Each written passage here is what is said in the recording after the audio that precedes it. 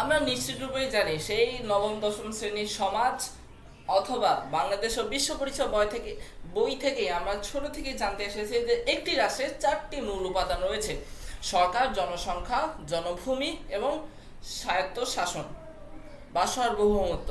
তো এই চারটি অংশের দ্বারাই মূলত একটি রাষ্ট্র গঠিত হয়।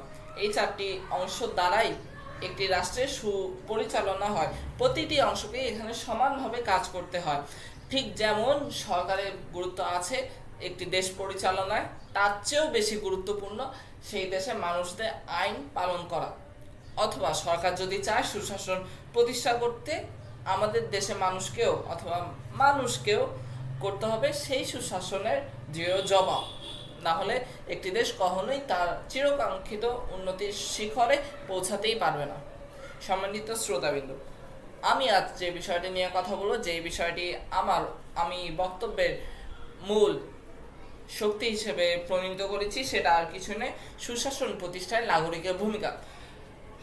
অন্য জায়গায় যাওয়ার আগে আমি সংজ্ঞায়িত করে যেতে চাই এই সুশাসন কি ও নাগরিক কি। সুশাসন বলতে এমন একটি ব্যবস্থা যার মাধ্যমে দেশের উন্নতির একটি অবিরত প্রয়াস চলতেই থাকবে। এবং নাগরিক হলো এই দেশের মানুষজন অথবা দেশের মানুষ যারা কিনা স্থায়ীভাবে এখানে বসবাস করে এবং সকল ধরনের কার্যক্রমে নিজেদের পার্টিসিপেশন দেখায় বা নিজেরা অংশগ্রহণ করে। তো সর্বপ্রথমে আমি উল্লেখ করে যাব নাগরিকের দায়িত্বগুলো কি, যেন এই দেশের সুশাসন প্রতিষ্ঠা হতে পারে। নাগরিকের দায়িত্ব অনেক। একটি সুনাগরিকের দায়িত্ব হলো ভালো করে ভোট প্রদান করা, যেন তার ভোটে যিনি নির্বাচিত হয়েছেন তিনি যেন ভালো করে দেশ পরিচালনা করতে পারেন।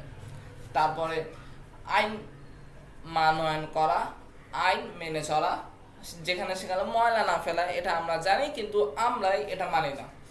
তারপরে রয়েছে চুরি না করা, ডাকাতি না করা, যেন কোনোভাবেই দেশের যেটা সম্পত্তি সেটার ক্ষতি সাধন হয়। এই ক্ষতি সাধনমূলক কাজকর্ম থেকে নিজেদেরকে বিরত রাখা, এই দেশের উন্নতির ক্ষেত্রে নিজের সর্বোচ্চটুকু দেওয়া, এগুলো হলো একটি সুনাগরিকের দায়িত্ব। আমি একটি ঘটনা বলতে চাই। আমি কিছুদিন আগেই রাজশাহীতে ঘুরতে গিয়েছিলাম। সেখানে আমি দেখি যে একটি ট্রাফিক পুলিশ তার ডান হাত এভাবে বানানোর ফলে তার পিছনে সকল গাড়ি থেমে গিয়েছিল ওই জায়গায়। এটা একটা অবশ্যই সুশাসনের উদাহরণ। কিন্তু আমাদের দিনাজপুরে যখন আমি দেখতে পাই যে একটি পুলিশ অফিসার যখন এভাবে গাড়ি থামতে বলেন, তার পিছনে যেন গাড়িওয়ালাদের মনোভাব এমন যেন তাকে ধাক্কা দিয়ে তার উপর অতিক্রম করেই চলে যাবেন। এত ব্যস্ততা, এই মানসিকতা নিয়ে যদি থাকা হয় তাহলে মোটেও এই দেশে উন্নতি কখনোই সাধন হবে না।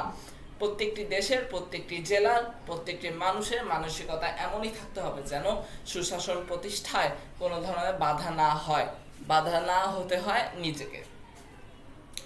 তো পড়ালেখার ক্ষেত্রে যেমন দরকার পড়ালেখার আসবাবপত্র, ঠিক তেমনি দরকার পড়াশোনা করার মানসিকতা। আর ঠিক তেমনি সুশাসন প্রতিষ্ঠার ক্ষেত্রে যেমন দরকার আইন, ঠিক তেমনি দরকার আইন প্রণয়নের জন্য, আইন মানার জন্য মানসিকতা। সেই মানসিকতাকে মানতে হবে জনসংখ্যাকে বা আমাদের নাগরিকদেরকে।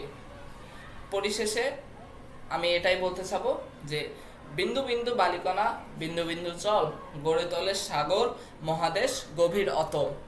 অতএব সকল কিছুকে না আমরা দোষ দিয়ে আমরা নিজেদের সাথেই নিজেরা দৃঢ় অঙ্গীকার করি যে সুশাসন প্রতিষ্ঠায় আমরা সর্বোচ্চটা দিব এবং এই দেশকে উন্নতির শিখরে নিয়ে যাব।